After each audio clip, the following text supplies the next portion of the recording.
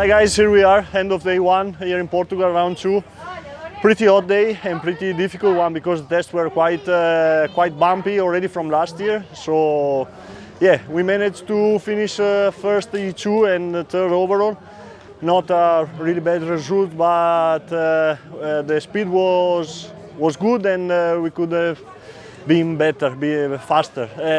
I mean, in terms of results, but a mistake on the extreme on the third lap and a slow extreme on the first lap cost me some too many seconds, I would say, to be in front. So we try again tomorrow to be fast as today or even faster and do less mistakes. See you.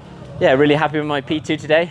Struggled to get going a little bit in the morning, similar to the kind of last weekend, but yeah, happy to put a good fight during the day and really happy to finish P2 and looking forward to tomorrow. Hi guys, day one is done here in Valpacos.